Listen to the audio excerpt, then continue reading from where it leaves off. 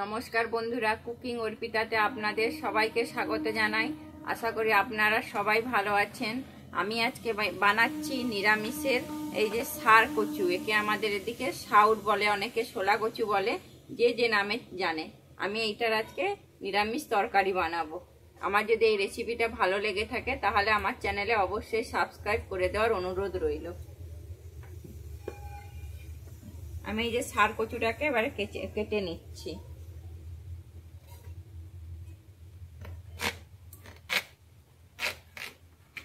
এরকম ভাবে গোল গোল করে প্রথমে কেটে নেব।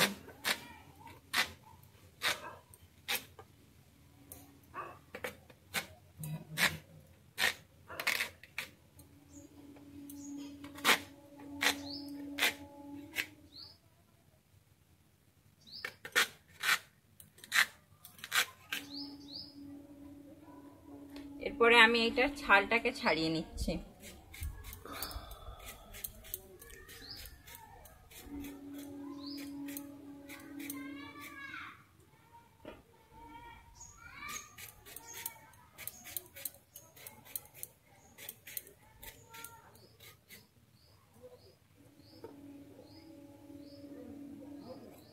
সুন্দরভাবে ছাড়িয়ে নিয়েছি। এবারে আমি একে পিস করে নিচ্ছি।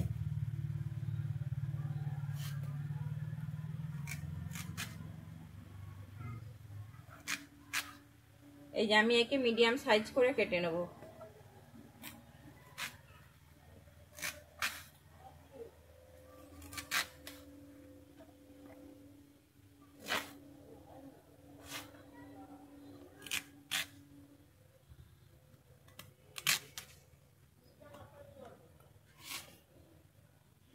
সাউটটা কাটা হয়ে গেছে। এই যে আমি এইভাবে সাউটটাকে কেটে নিয়েছি। এর জন্য এবারে আমি একটা আলু নিয়েছি। এবারে আমি আলুটাকে কেটে নিচ্ছি।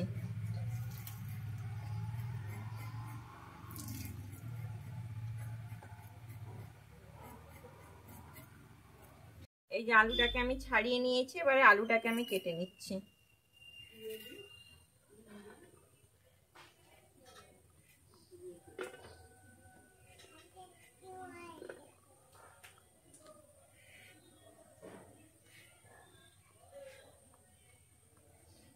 আমার আলু আর শাকটা কাটা হয়ে গেছে। আমি এবারে এগুলোকে ধুয়ে নিই। শাকটাকে ভালোভাবে ধুয়ে নিয়েছি। এবারে উনুনে আমি একটা কড়া বসিয়ে দিয়েছি জল গরম করতে। দিয়ে আমি আমার জলটা হালকা গরম হয়ে গেছে। আমি এর মধ্যে দিয়ে দিচ্ছি নুন আর দিয়ে দিচ্ছি হলুদ।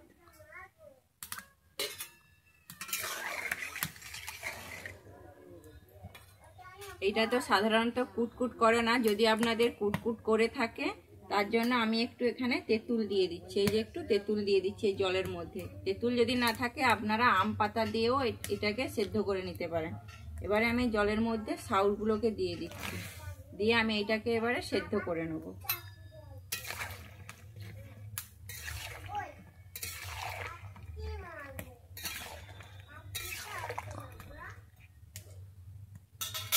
আমি এবারে ঢাকনা দিয়ে দিচ্ছি সেদ্ধ না হওয়া পর্যন্ত। সিদ্ধ হতে হতে আমি ততক্ষণ এখানে মশলাটা করে নিচ্ছি। এই যে আমি চাল মগজ নিয়েছি। আমি এখানে 50 গ্রাম চাল মগজ নিয়েছি। চাল মগজটাকে আমি ভিজিয়ে রেখেছি। আর নিয়েছি বাদাম, কাঁচা বাদাম নিয়েছি। কাঁচা বাদামটাকে আমি ভিজিয়ে রেখেছি। আর নিয়েছি একটা টমেটো। আমি এই তিনটা একসঙ্গে বেটে নিচ্ছি। ঢাকনাটা খুলে দেখে নিচ্ছি।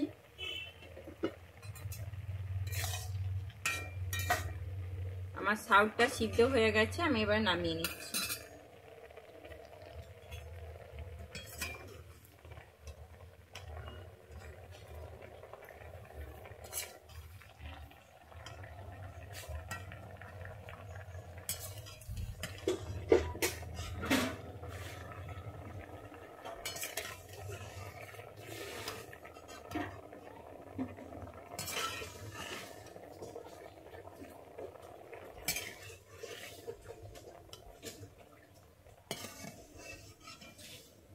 আমার নামানো হয়ে গেছে। এবারে আমার এতে যে তেঁতুলগুলোকে দিয়েছিলাম আমি তেঁতুলগুলোকে এর থেকে বেছে নেব।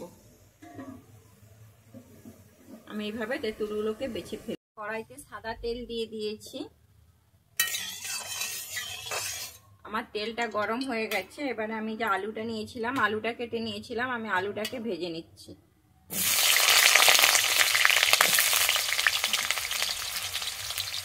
আমি আলুর মধ্যে সামান্য একটু লবণ আর সামান্য একটু হলুদ দিয়ে দিচ্ছি।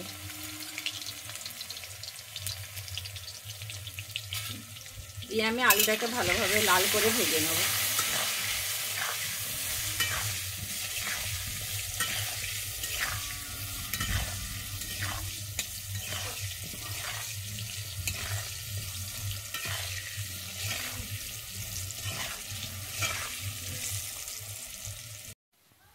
আমার আলুটা লাল হয়ে ভাজা হয়ে গেছে, এবারে আমি আলুটাকে তুলে নিচ্ছি।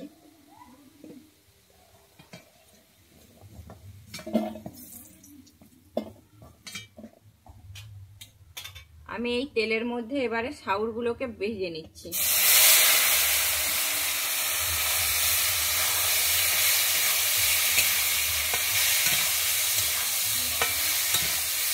আমি কিন্তু সাউরটাকে খুব ভালোভাবে ভেজে নেব।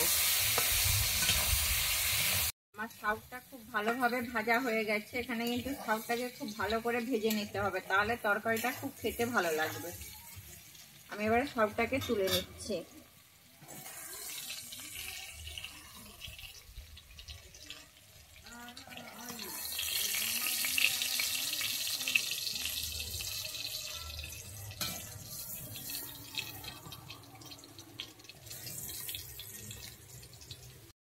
আমি আলু আর সাউরটাকে খুব ভালোভাবে ভেজে নিয়েছি।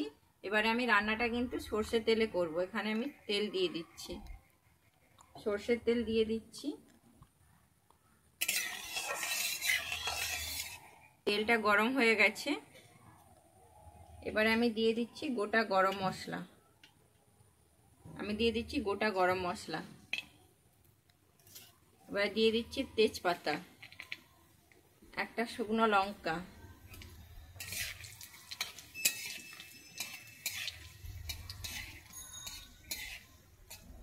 আমার এইগুলো খুব ভালোভাবে হয়ে গেছে। এবারে আমি দিচ্ছি গোটা গোটা জিরে,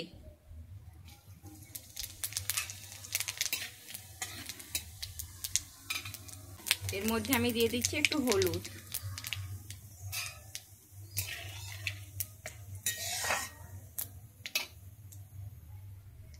এবারে দিচ্ছি আদা বাটা। আমি আদাটা বেটে নিয়েছিলাম, আদা বাটা দিয়ে আমি ভালোভাবে কষিয়ে নেব।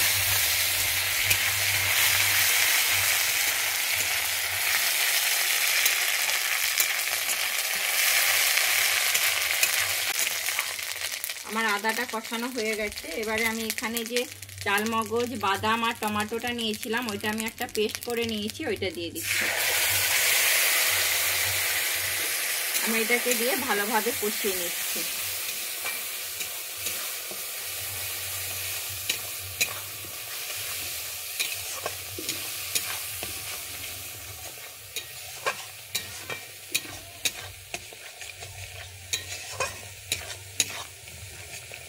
আমার ভালোভাবে কষানো হয়ে গেছে। এবারে আমি একটু বাটি ধুয়ে জল দিয়ে দিচ্ছি।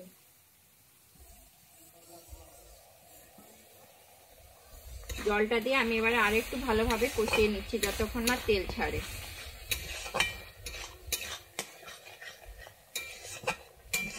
আমার মশলা থেকে তেল ছেড়ে দিয়েছে।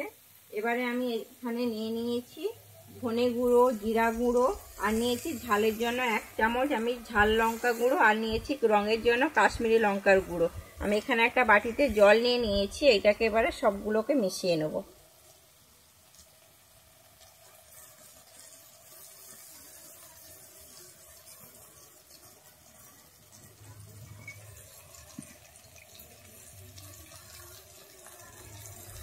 আমি এটার মশলার মধ্যে এবারে আমি দিয়ে দিচ্ছি।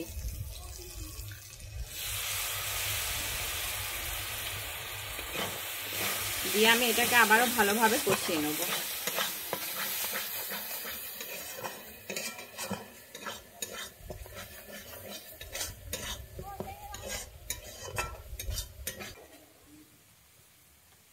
আমার কষানো হয়ে গেছে। এবারে আমি এর মধ্যে দিয়ে দিচ্ছি পরিমাণ মতো চিনি। চিনিটা আপনারা আপনাদের পরিমাণ অনুযায়ী দেবেন। খুব ভালোভাবে কষানো হয়ে গেছে। এবারে আমি এখানে দিয়ে দিচ্ছি সামান্য লবণ। আমি যেহেতু নুন আগে দিয়েছি, এই জন্য এখানে আমি নুনের পরিমাণটা অল্পই দিচ্ছি। এবারে আমি একটু জল দিয়ে দিচ্ছি।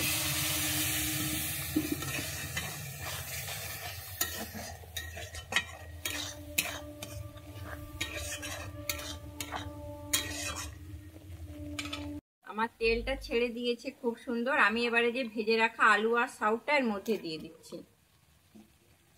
দিয়ে আমি আবারও ভালোভাবে কষিয়ে নেব।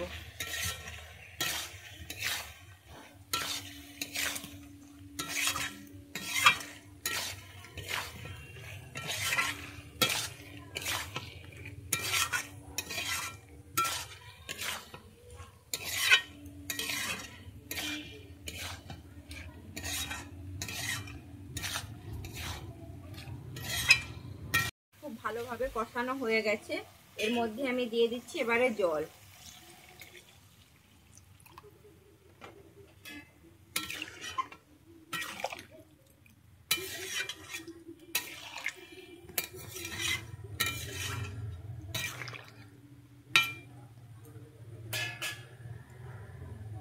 এরপরে আমি দিয়ে দিচ্ছি দুটো চেরা কাঁচা লঙ্কা।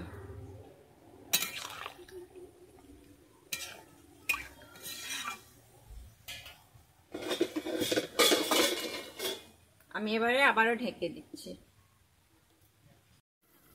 আমি ঢাকনাটা খুলে দেখে নিচ্ছি। আমার জলটা গ্রেভি হয়ে গেছে আর আমার আলুটাও সেদ্ধ হয়ে গেছে। এর মধ্যে আমি এবারে দিয়ে দিচ্ছি ঘি। আমি এখানে 2 চামচ ঘি দিয়ে দিচ্ছি।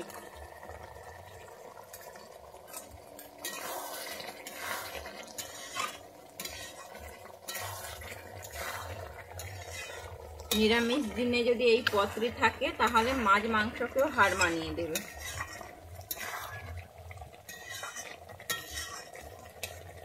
আমার রেডি হয়ে গেল নিরামিষ সাউরের তরকারি। আমি এবার এটাকে নামিয়ে নিচ্ছি।